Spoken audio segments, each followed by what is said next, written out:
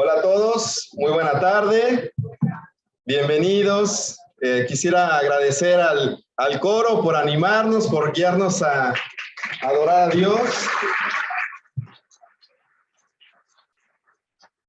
Y también darle la bienvenida a Metzi, que está con nosotros ahora por un tiempo, y agradecer también a Sebastián y a ellos dos por la bienvenida que nos dieron el día de hoy.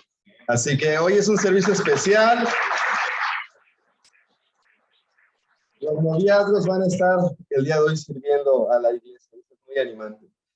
Bueno, hermanos, pues vamos a ver un libro que en lo personal siempre me ha gustado, siempre me ha atrapado, me ha desafiado y tengo el día de hoy la oportunidad de poder hablarlo con ustedes. Lo vamos a dividir en 3 partes, así que esperemos que sea algo gratificante a tu espíritu, que te desafíe, que aprendas mucho de este gran libro histórico que vamos a ver el día de hoy.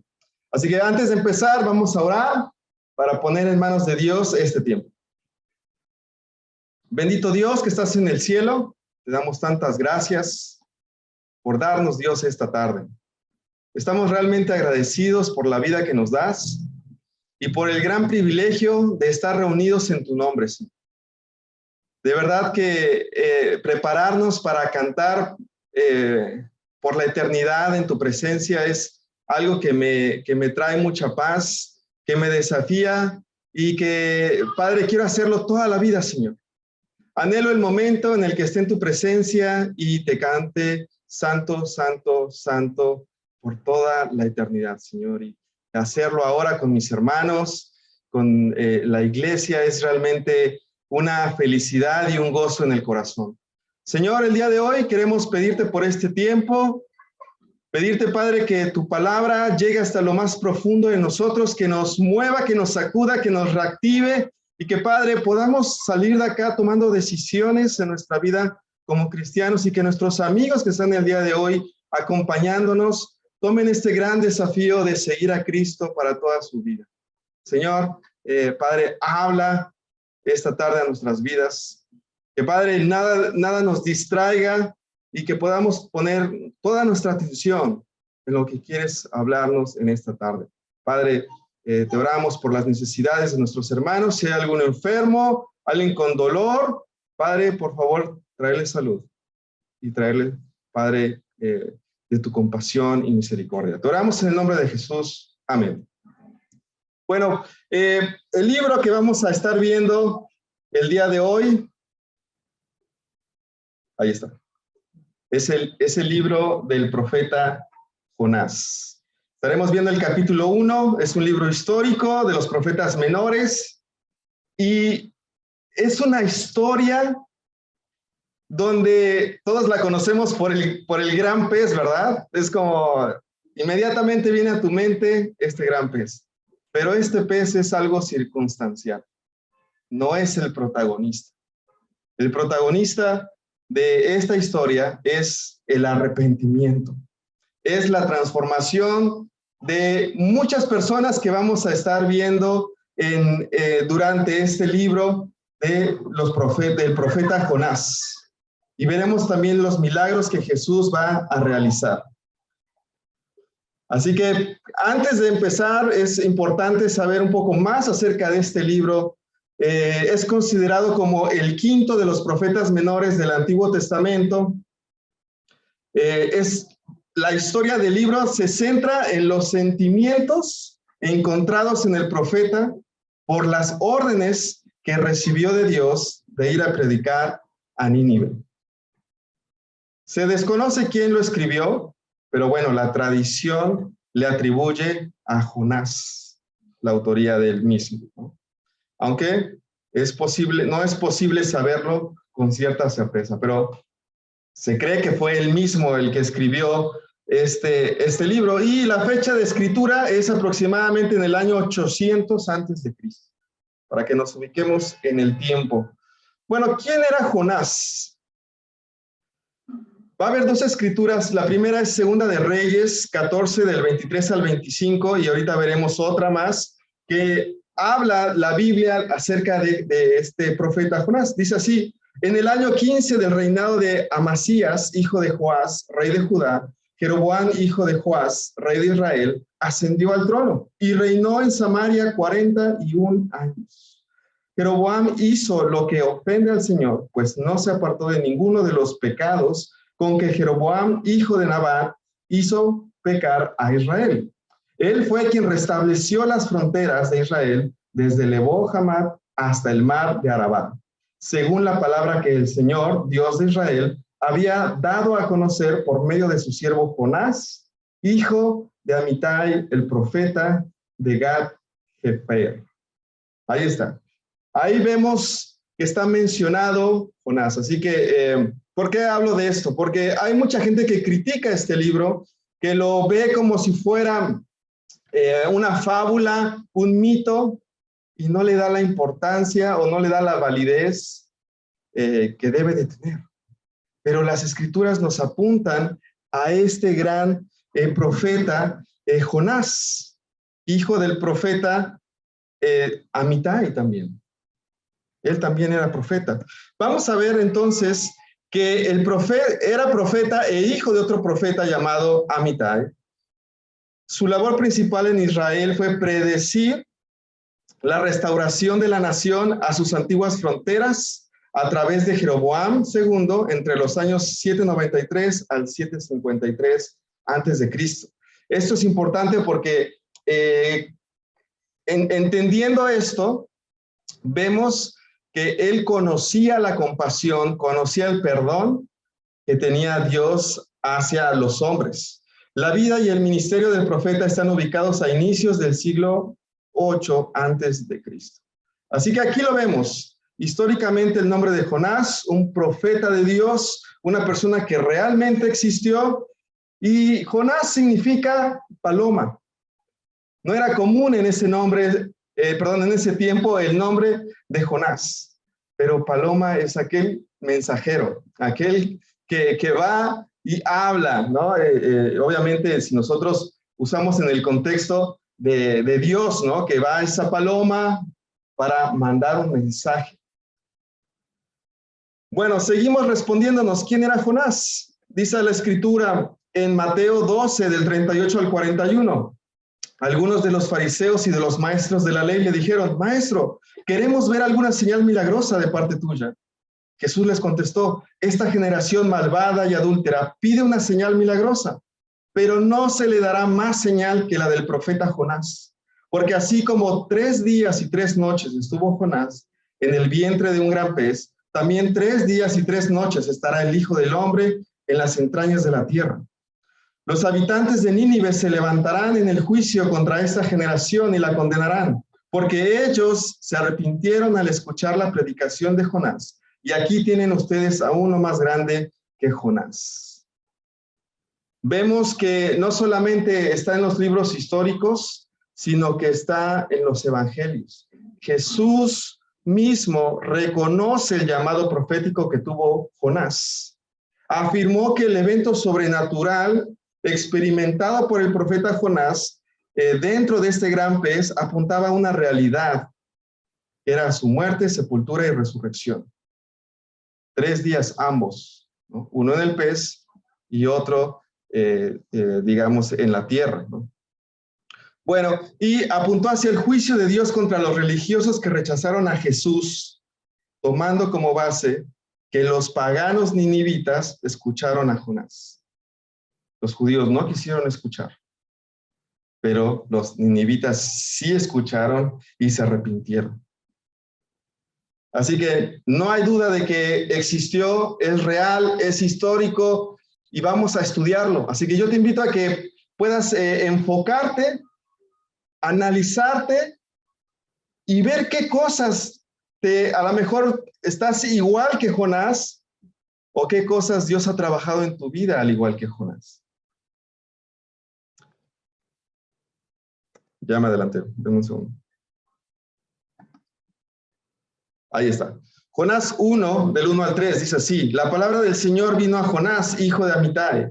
Anda, ve a la gran ciudad de Nínive y proclama contra ella que su maldad ha llegado hasta mi presencia. Jonás se fue, pero en dirección a Tarsis, para huir del Señor. Bajó a Jope, donde encontró un barco que zarpaba rumbo a Tarsis. Pagó su pasaje y se embarcó con los que iban a esa ciudad, huyendo así del Señor. Bueno, ¿cómo empieza este libro de Jonás? Empieza con órdenes explícitas, con instrucciones de Dios hacia el profeta Jonás. Le dice, levántate, ve y proclama contra ella, o clama a ella, o háblale a ella. Jonás, ¿qué hace? ¿Obedeció a Dios? A medias, ¿no? Porque dice que Jonás se levantó, fue, pero no fue al lugar que tenía que ir, sino que se fue a otro lado. Y en lugar de proclamar, guardó silencio.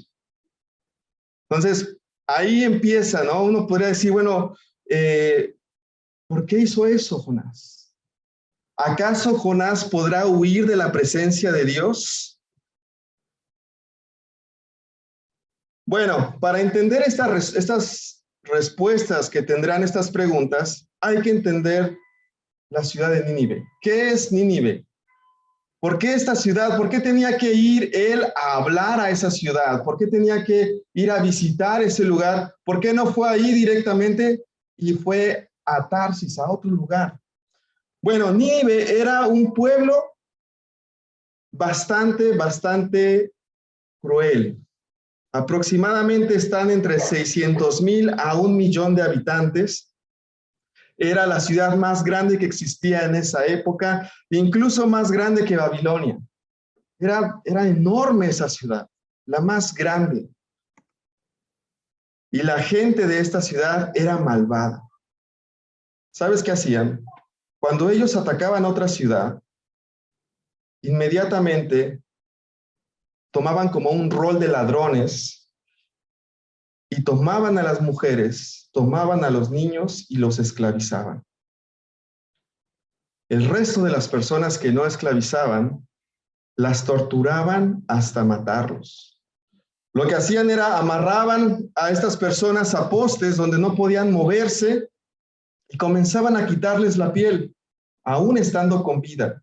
Usaban esta piel, la colgaban para que cuando la gente viera esa piel, supiera que ese territorio había sido conquistado por ellos y que ahora les pertenecía a ellos y que si alguien se metía contra ellos les iba a pasar exactamente lo mismo.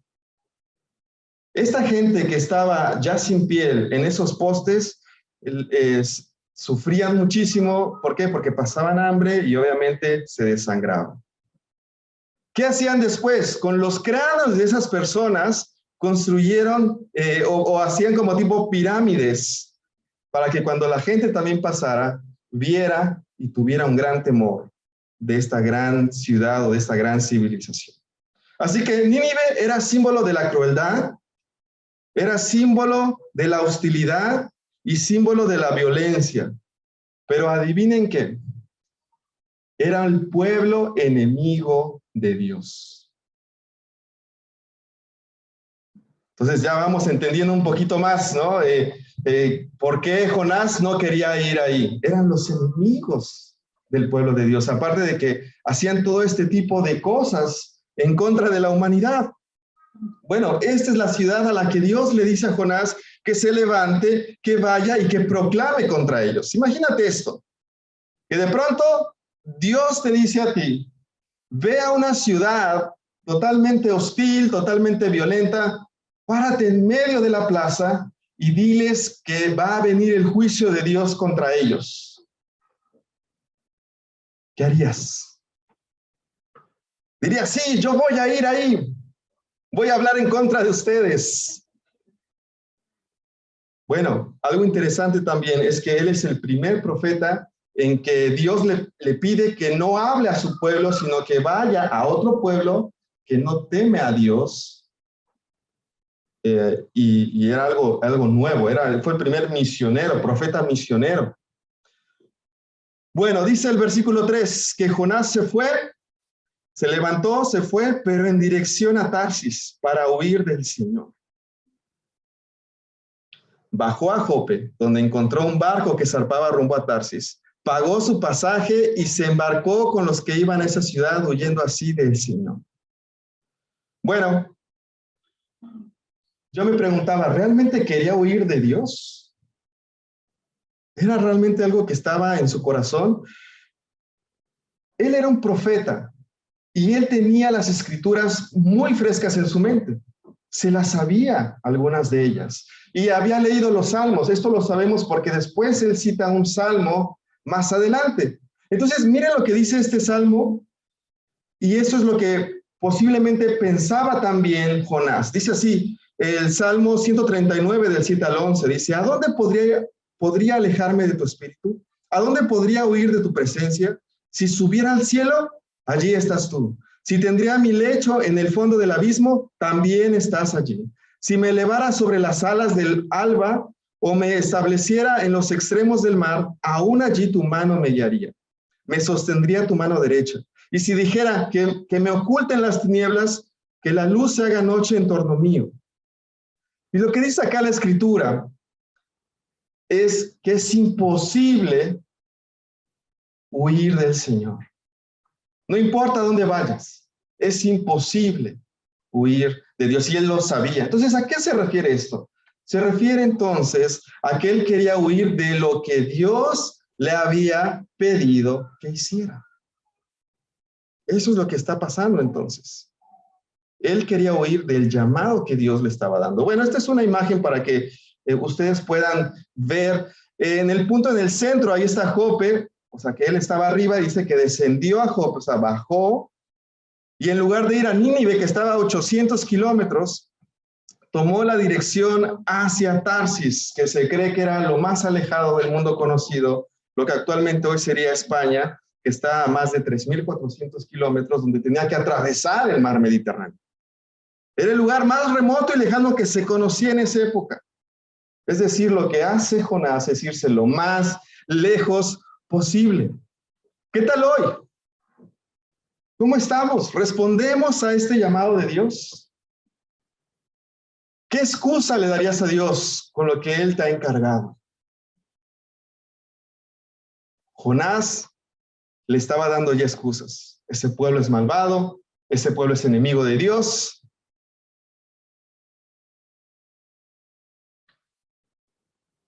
¿Qué responderías a Dios si te preguntara eso?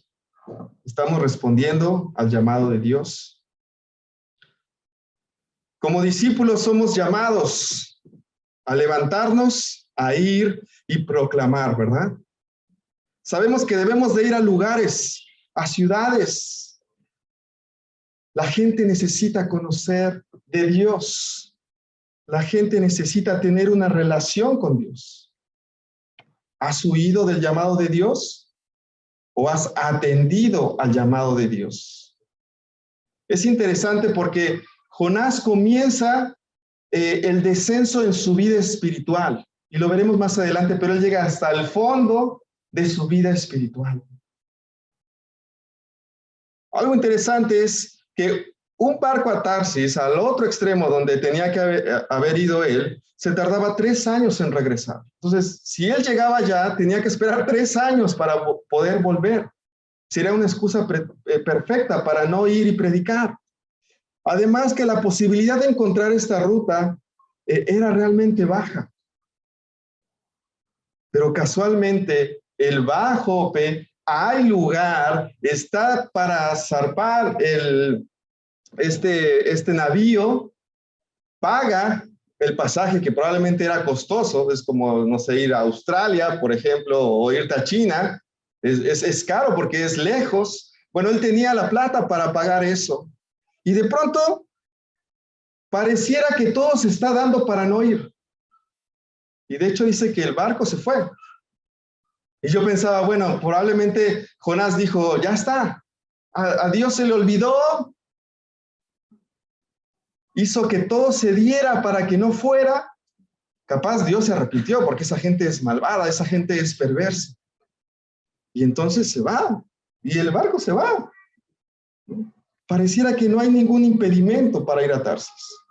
Ahora, ponte a pensar, Si de pronto en tu vida se está dando todo para que no hagas la voluntad de Dios, no creas que es Dios dándote una señal de que debe de ser así.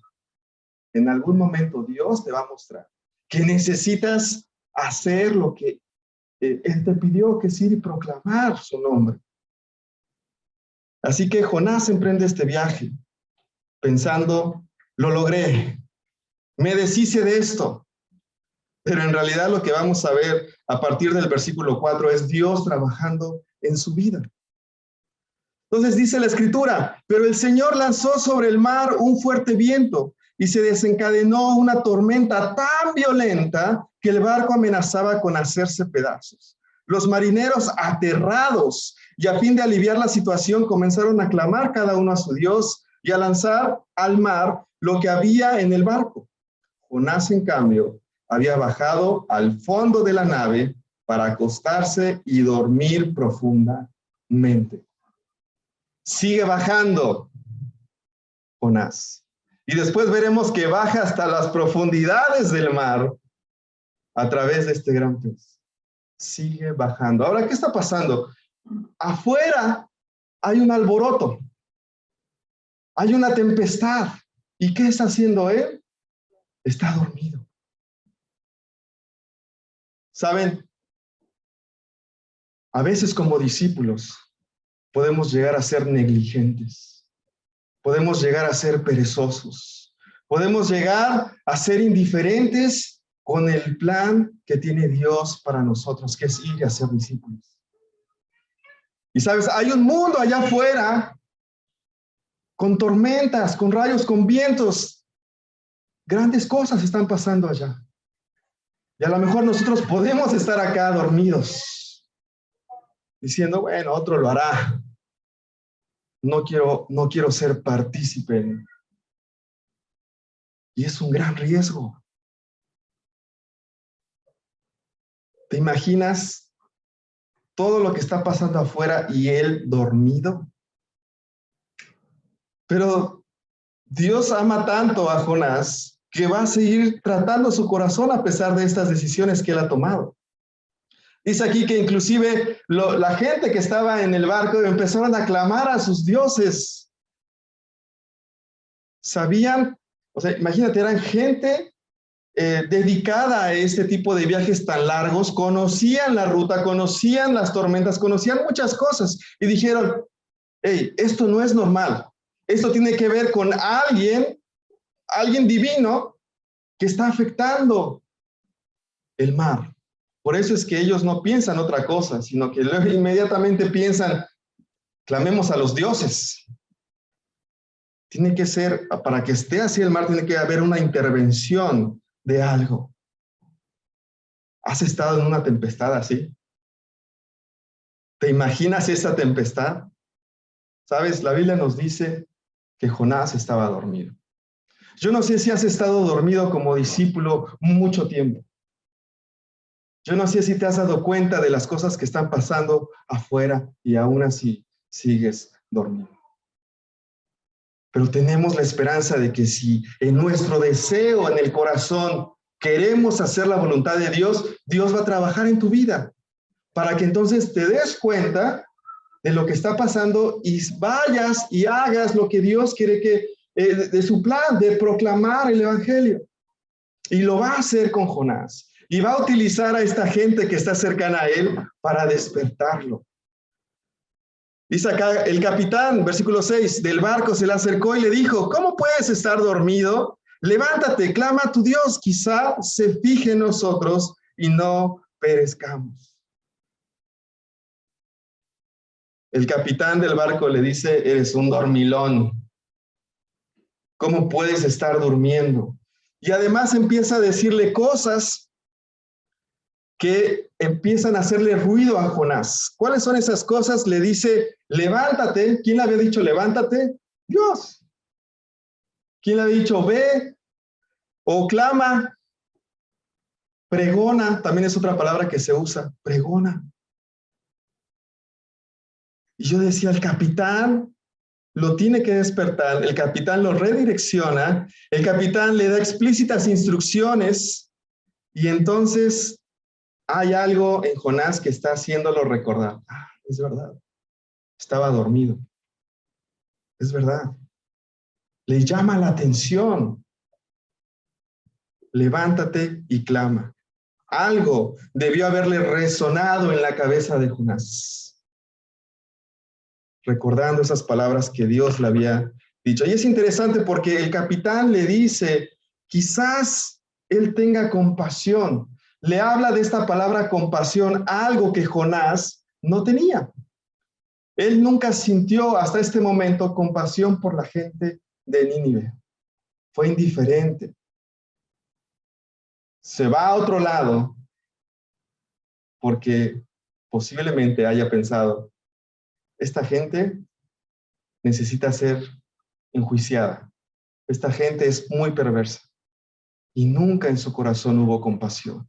Y eso me hizo pensar, lo que nos debe de mover como discípulos para proclamar las grandes maravillas de Dios debe ser esta compasión. Y Jonás está por aprender la compasión. Y es despertado por este hombre que no teme a Dios, ¿no?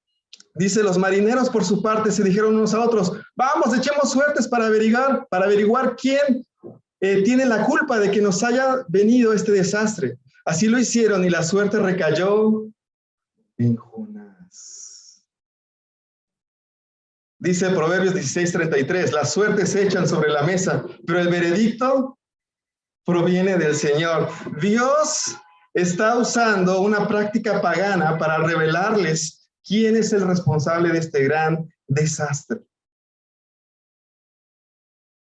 Dios les muestra que la culpa era de Jonás, que era por su presencia en el barco, que la tempestad estaba casi rompiendo la nave.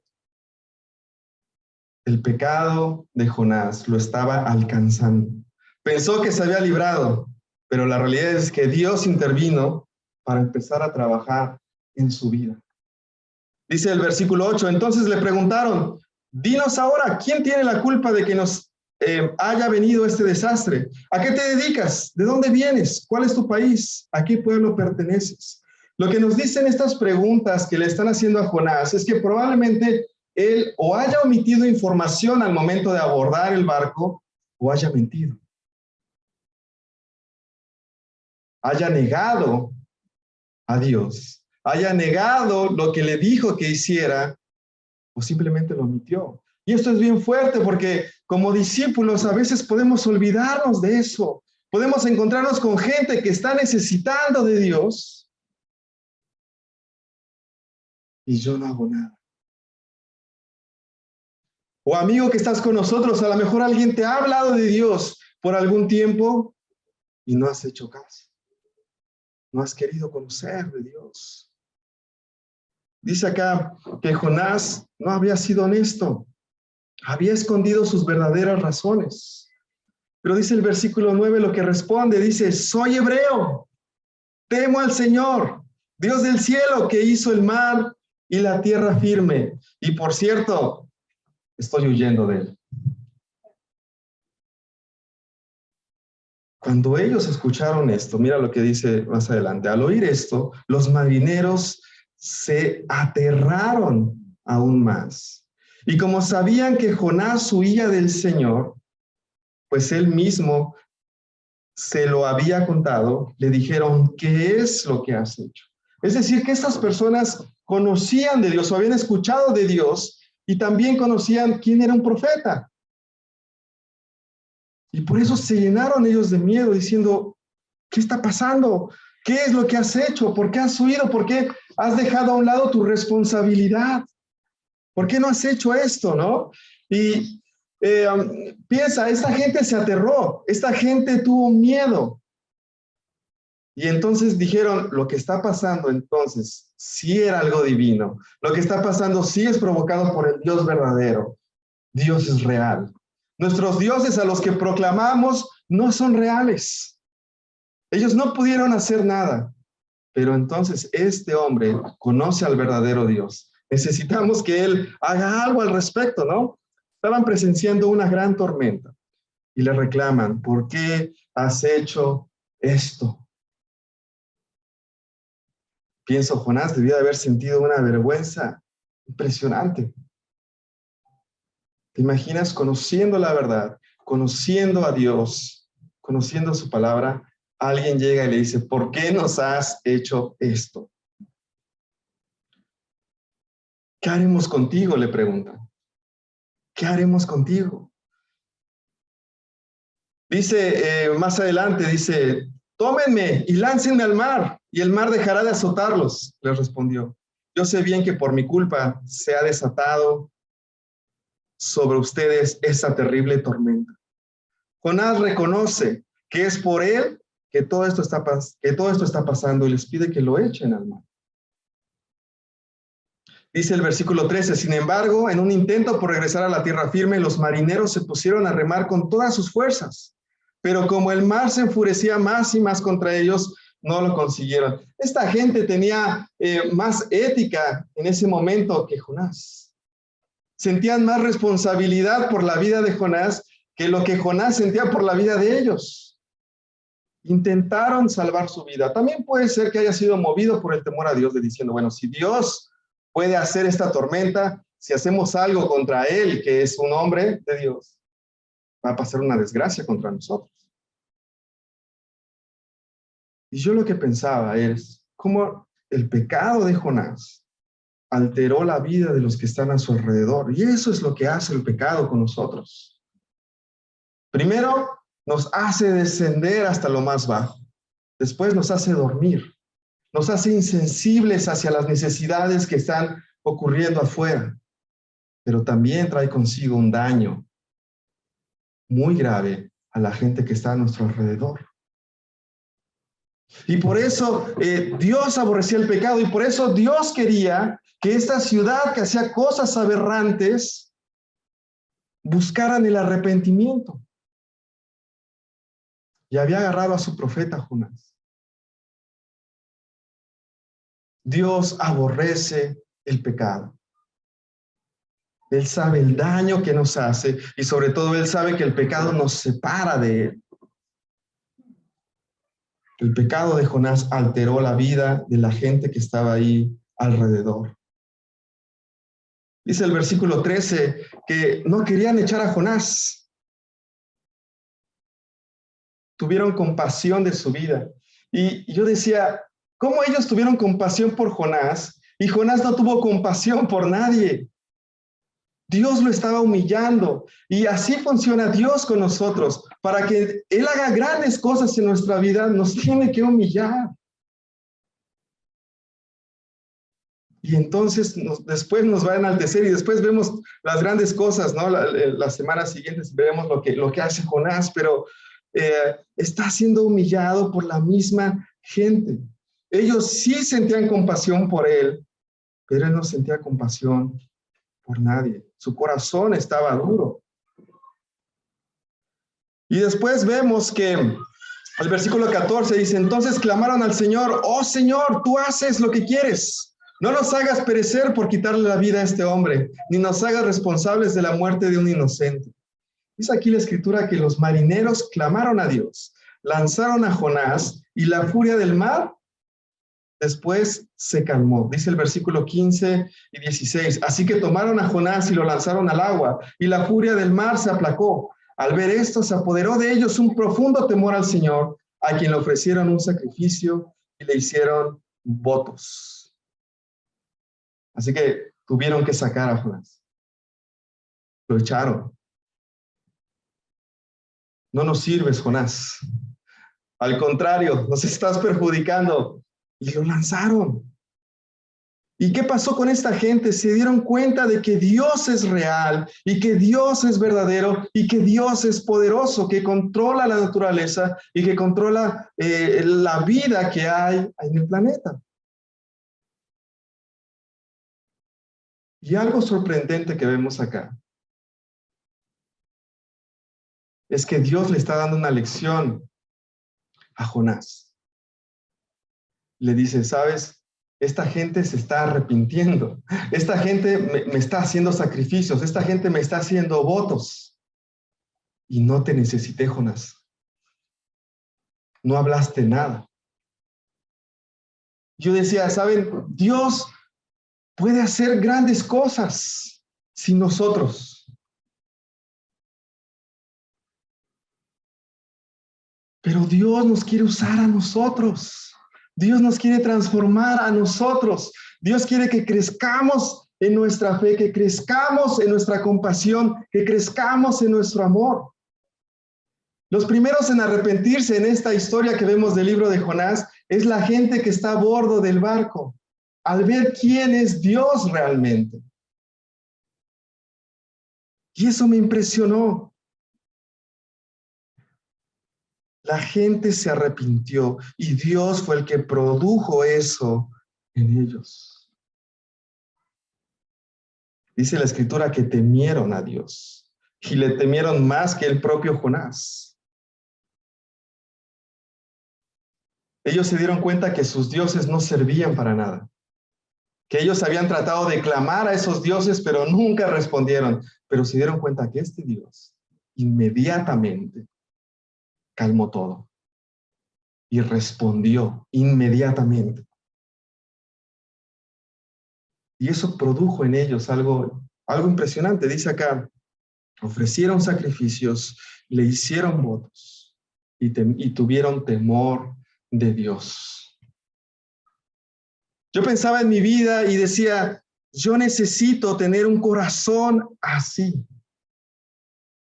Un corazón donde pueda entender completamente cuál es la voluntad de Dios y qué es lo que Dios quiere que yo haga. Un corazón hambriento y deseoso por seguir compartiendo el evangelio a otros. Un corazón donde no tenga que poner razones ni pretextos para hacer la voluntad de Dios. No me puedo quedar dormido.